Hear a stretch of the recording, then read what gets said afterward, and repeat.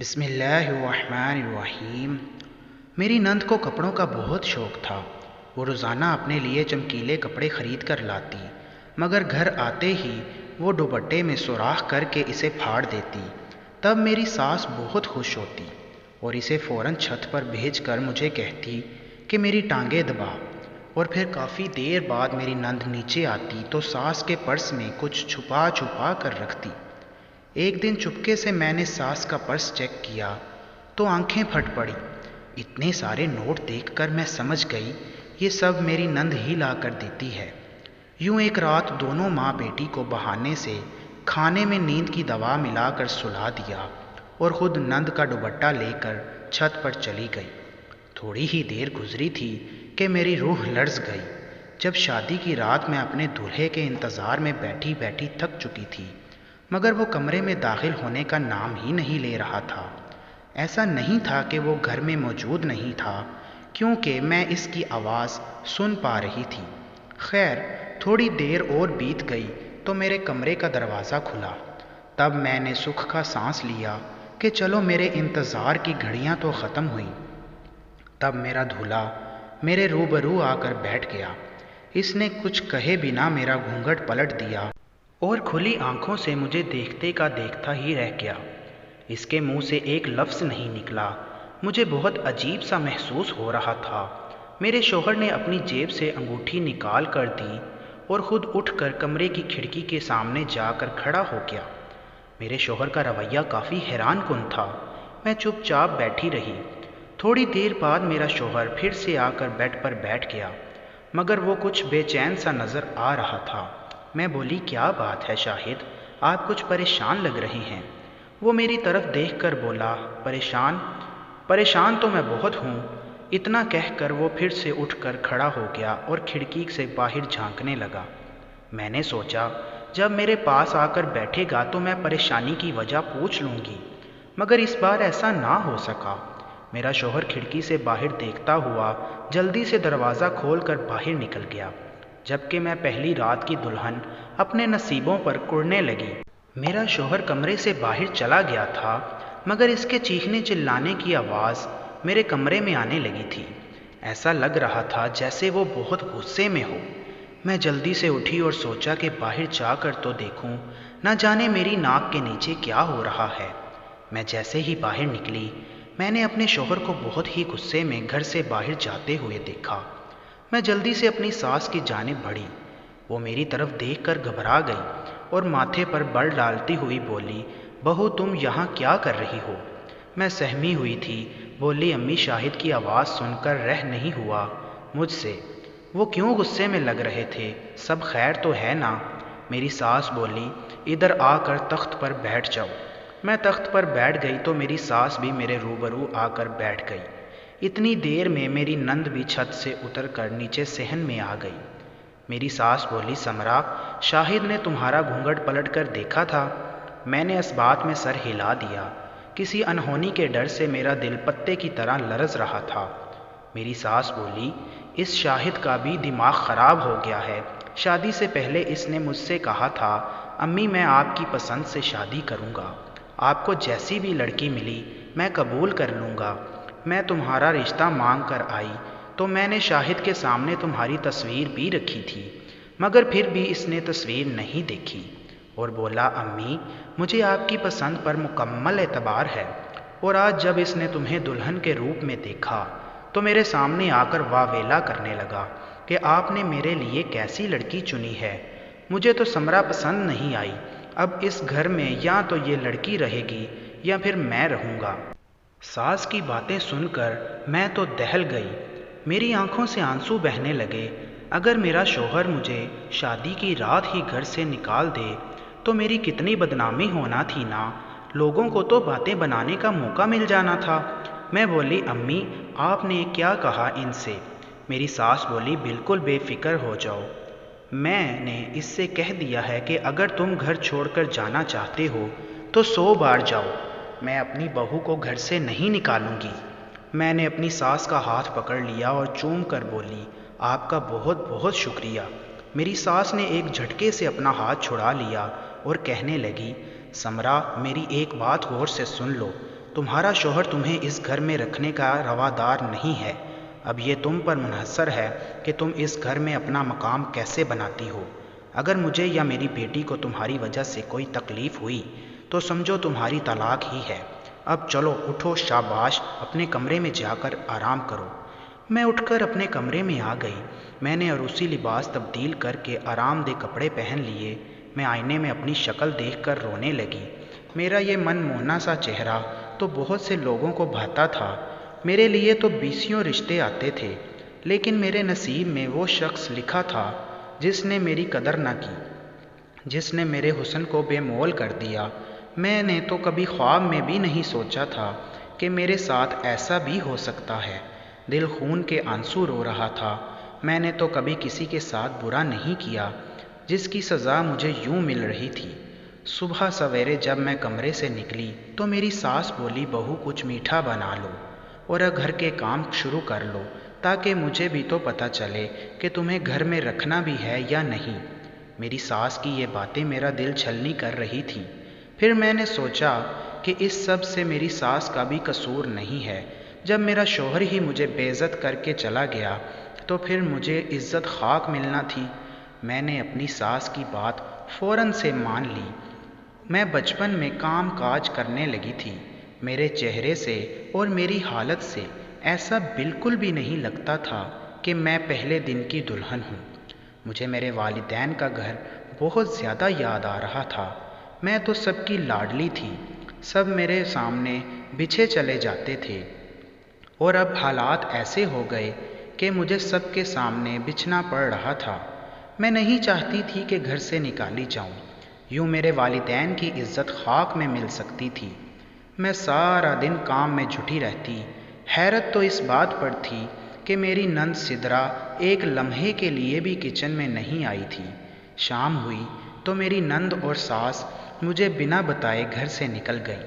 وہ کافی دیر سے لوٹیں۔ جب گھر واپس آئیں تو ان کے ہاتھ میں بہت سے شاپر وغیرہ پکڑے ہوئے تھے۔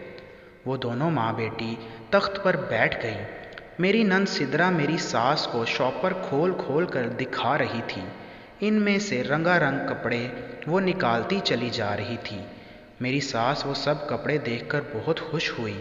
وہ کپڑے مجھے بھی بہت اچھے لگے تھے۔ میں جلدی سے آگے بڑھی اور بولی، امی یہ کتنے خوبصورت کپڑے ہیں نا۔ میری ساس مسکرا کر بولی، میری سدرا کی تو قسمت بہت اچھی ہے، کھلا خرچ کرتی ہے تب بھی پیسہ ختم نہیں ہوتا۔ یہ تو اللہ بھلا کرے سدرا کے مرحوم باپ کا، جو اپنی بیٹی کے نام اتنی جائیداد چھوڑ کر گیا ہے کہ کبھی اس نے اپنے بھائی کے سامنے ہاتھ تک نہیں پھیلایا۔ مجھے سدرا کی قسمت پر رشک آ رہا تھا۔ میں نے اپنی ساس سے کھانے کا پوچھا تو وہ بولی، ہاں بھوک تو لگی ہے، کھانا لے آؤ۔ میں نے کھانا لے آئی تو سب نے بہت رغبت سے کھایا۔ مجھے سسرال میں اپنے شوہر کی بہت زیادہ کمی محسوس ہو رہی تھی۔ میرا دل بھر آیا تھا، کاش میرے شوہر نے مجھے عزت دلائی ہوتی، کاش مجھے وہ یوں چھوڑ کر بے عزت کر کے گھر سے نہ جاتا۔ سب نے کھانا کھا لیا تو میں برتن اٹھا کر کچن میں لے گئی اور برتن دھونے لگی۔ برتن دھو کر جب میں نے باہر نکلی تو میری آنکھوں نے عجیب منظر دیکھا۔ میری نند سدرا جو اپنے لیے چمکیلے کپڑے لائی تھی، ان کے دوپٹوں میں سوراخ کیے بیٹھی تھی۔ اب وہ ان دوپٹوں کو پھاڑ رہی تھی۔ یہ منظر دیکھ کر میں بہت پریشان ہو گئی۔ جب اپنی ساس کی طرف دیکھا تو وہ بہت خوش ہو کر اپنی بیٹی کی یہ حرکت دیکھ رہی تھی۔ مجھے یہ سب بہت عجیب لگا، اس لیے جلدی سے آگے بڑھ گئی اور بولی، سدرا تم نے یہ کیا کیا؟ سدرا نے مجھے تحقیر بری نگاہوں سے دیکھا اور پھر اپنے کٹے پھٹے دوپٹے اٹھا کر اوپر چھت پر چلی گئی۔ میں ہکا بکا کھڑی تھی۔ تب میری ساس بولی، تو کیا منہ اٹھا کر کھڑی ہے؟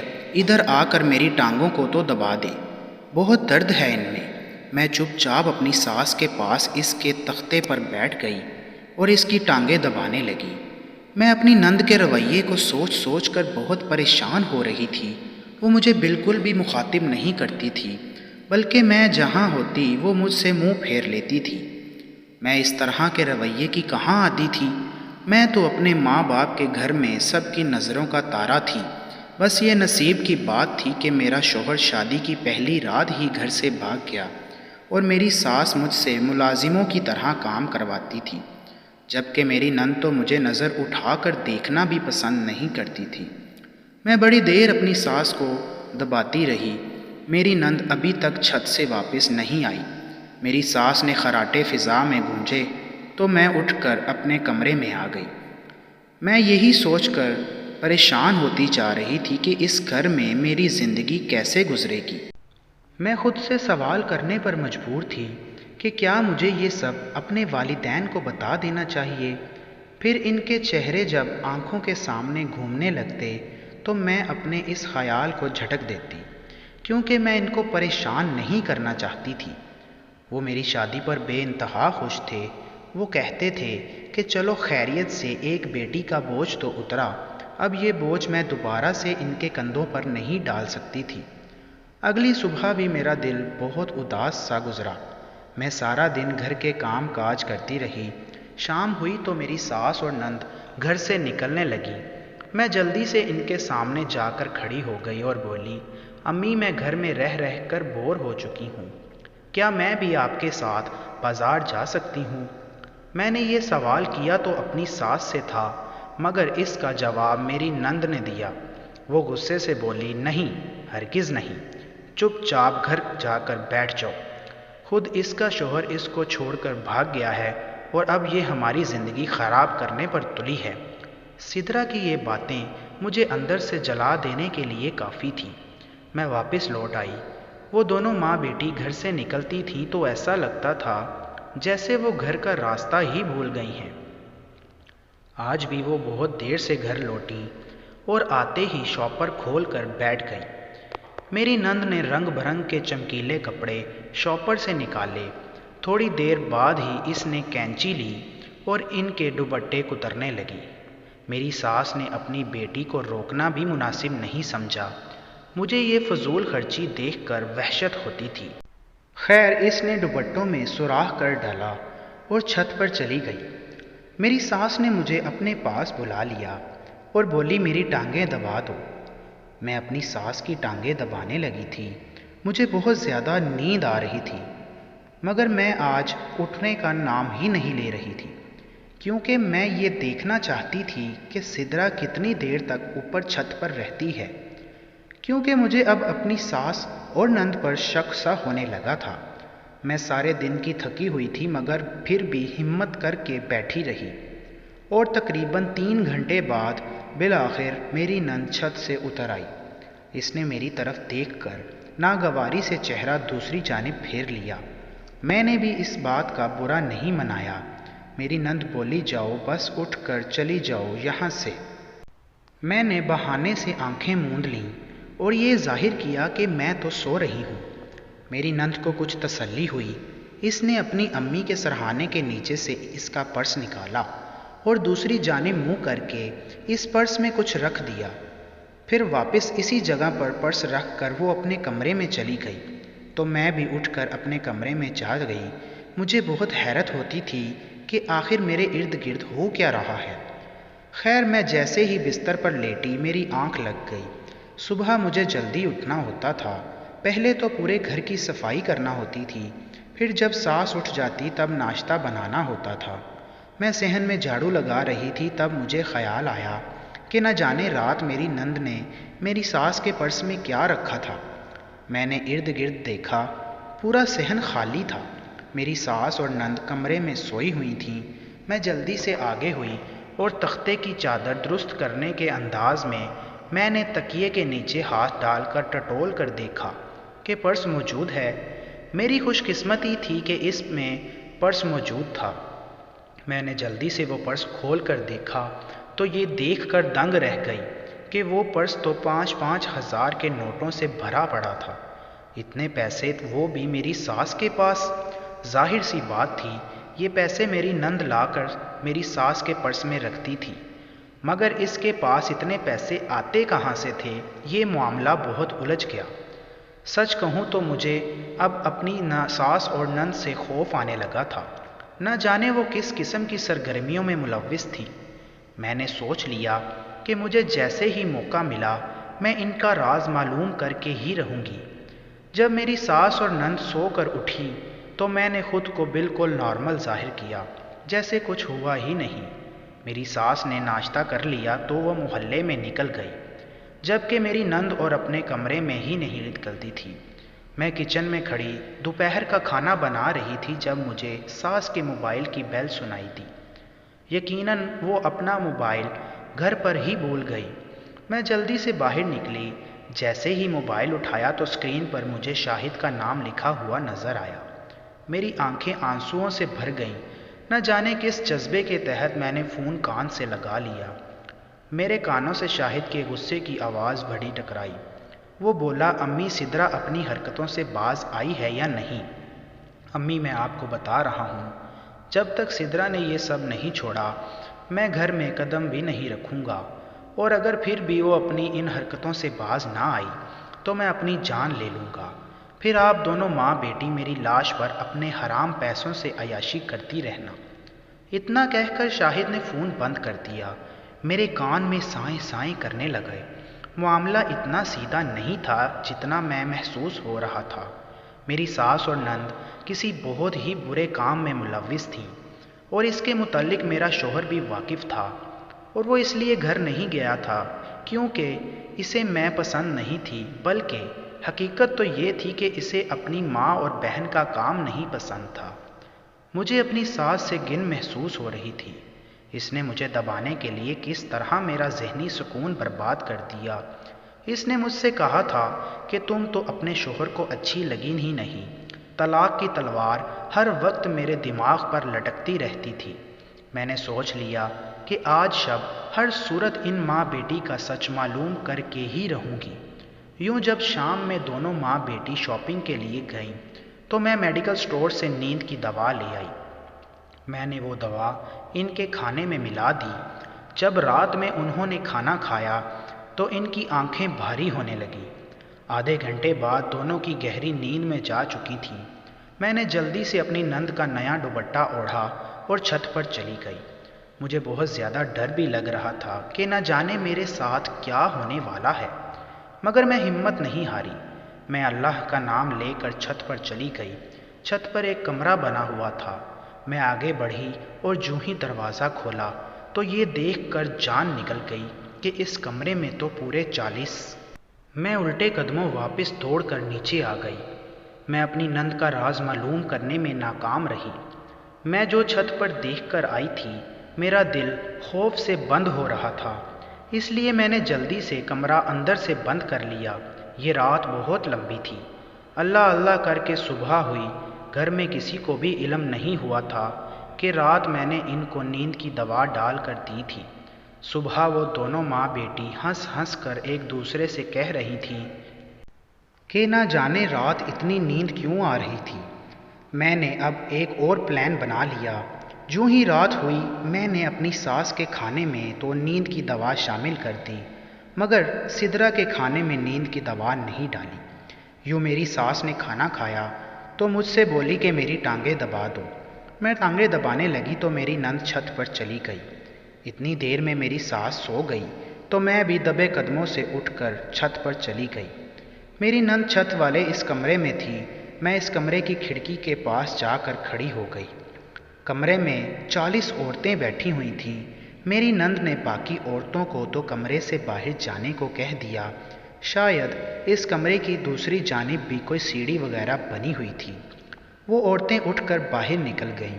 ایک جوان سی لڑکی میری نند کے سامنے بیٹھی۔ وہ بولی، بی بی جی، مجھے بہت عجیب عجیب سے خواب آتے ہیں، جیسے کوئی میرے پیچھے لگا ہوا ہے۔ میری نند نے شاپر سے چمکیلا دوپٹہ نکالا۔ اس نے اس لڑکی کو تھما دیا اور بولی، اس کو پھیلا کر دیکھو کہ اس دوپٹے میں کسی قسم کا سوراخ تو نہیں۔ اس لڑکی نے اچھے سے دیکھا اور بولی، جی بی بی جی، یہ تو بالکل ٹھیک ہے۔ میری نند بولی، اب تم آنکھیں بند کر لو۔ اس لڑکی نے آنکھیں بند کر لی تو میری نند نے اپنے ہاتھوں کی صفائی سے کام لیا اور جھٹ پٹ میں دوپٹہ تبدیل کر دیا۔ اس شاپر میں سے ایسا ہو بہو دوپٹہ نکال لیا، مگر یہ دوپٹہ پھٹا ہوا تھا۔ میری نند نے یہ دوپٹہ اس لڑکی کے سر پر ڈال دیا اور بولی، کوئی عجیب سے کلمات پڑھنے لگی۔ پھر تھوڑی دیر بعد لڑکی سے بولی اب آنکھیں کھول کر دیکھو تو۔ اس لڑکی نے آنکھیں کھول کر دیکھا تو دوپٹے میں جا بجا سوراخ تھے۔ وہ بیچاری ڈر گئی۔ سدرا بولی اپنی والدہ کو کمرے میں بلاؤ۔ میں ہکا بکا کھڑی سدرا کی حرکتیں دیکھ رہی تھی، مگر مجھے کچھ سمجھ نہیں آ رہا تھا وہ یہ سب کیوں کر رہی ہے۔ خیر اس لڑکی نے اپنی امی کو بلایا تو سدرا بولی آپ کی بیٹی پر آپ کے رشتہ داروں نے بہت سخت جادو کیا ہوا ہے۔ اس لڑکی نے بھی جلدی سے اپنی امی کو بتایا کہ یہ نیا دوپٹہ میں نے جیسے ہی اوڑھا تو پھٹ گیا۔ سدرا بولتی جا رہی تھی، کہنے لگی آپ کی بیٹی کی جان کو خطرہ ہے، آپ کے رشتہ دار آپ کے سب سے بڑے دشمن ہیں۔ اگر آپ چاہتے ہیں کہ آپ کی بیٹی کی جان بچ جائے تو کالا بکرا اور 50,000 روپے لا کر میری ہتھیلی پر رکھ دیں، پھر دیکھنا میں کیا کرتی ہوں۔ آپ کے رشتہ داروں کا جادو ان پر ہی پلٹ دوں گی۔ وہ عورت اور اس کی بیٹی بہت زیادہ ڈر گئیں، اس لیے بولی بی بی جی کل تک کا وقت دیں۔ اتنا کہہ کر وہ تو باہر نکل گئیں، مگر پھر تھوڑی دیر بعد پولیس کمرے میں داخل ہوئی۔ وہ سدرا کو گرفتار کر کے گھر کی جانب بڑھ رہی تھی۔ میں بہت زیادہ ڈر گئی اور خود کو سدرا کی مریدنی ظاہر کر کے کمرے میں چلی گئی۔ یوں لیڈی کانسٹیبل نے مجھے نہیں پکڑا مگر میری ساس کو پکڑ کر لے گئی۔ میں بہت زیادہ پریشان ہو گئی۔ میں نے جلدی سے اپنے شوہر کو فون کر کے گھر بلایا۔ وہ شاید یہیں کہیں آس پاس ہی تھا۔ 2 گھنٹے بعد گھر پہنچ گیا۔ میں بہت زیادہ گھبرائی ہوئی تھی۔ میں نے اس کو ساری داستان سنا دی تو شاہد بولا میں جانتا تھا کہ ان کا انجام یہی ہونا ہے، اس لیے ان کو منع کر کر کے تھک گیا تھا، مگر میری کسی نے نہ سنی۔ میں اس کے لیے گھر چھوڑ کر بھی چلا گیا۔ میں تم سے شرمندہ ہوں، میں نے یہ قدم شادی کی رات اٹھایا۔ میں نے ایسا فقط اپنی والدہ اور بہن کو بلیک میل کرنے کے لیے کیا تھا تاکہ وہ برادری میں اپنا نام بدنامی سے ڈر کر چھوڑ دیں، مگر انہوں نے میرے جانے کی بھی پرواہ نہیں کی اور اب وہی ہوا جس کا ڈر تھا۔ میں بولی شاہد اب آپ کیا کریں گے؟ وہ بولا میں بھی کچھ نہیں کروں گا، برائی کا انجام برا ہوتا ہے۔ میں نے ایک دم سے جھرجھری لی۔ مجھے اپنے شوہر پر فخر ہے کہ اس نے اپنی ماں اور بہن کا ساتھ اس برے کام میں نہیں دیا۔ وہ دونوں جیل میں تقریباً 7 ماہ تک رہیں، مگر پھر ان کے کسی مرید نے انہیں تھانے سے نکلوا لیا۔ اس دن مجھے یقین ہوا تھا کہ جب تک یہ سادہ لوگ موجود ہیں جو پیروں فقیروں کو ہی اپنا قبلہ سمجھ کر بیٹھے ہیں، تب تک ہم اس دھوکے سے نہیں نکل سکتے۔ وہ دونوں یہ شہر چھوڑ کر کہیں اور چلی گئیں۔ میرے شوہر نے بھی ان کو روکنا پسند نہ کیا کیونکہ وہ ان کی سنتی ہی نہیں تھیں۔ دوستو اگر آپ کو ہماری یہ ویڈیو بھی پسند آئی تو کائنڈلی چینل کو سبسکرائب کر کے بیل آئیکن لازمی دبائیں تاکہ ہماری آنے والی ہر نئی ویڈیو آپ تک بر وقت پہنچتی رہے۔ تو ملتے ہیں کل ایک نئی ویڈیو کے ساتھ، تب تک کے لیے اللہ حافظ۔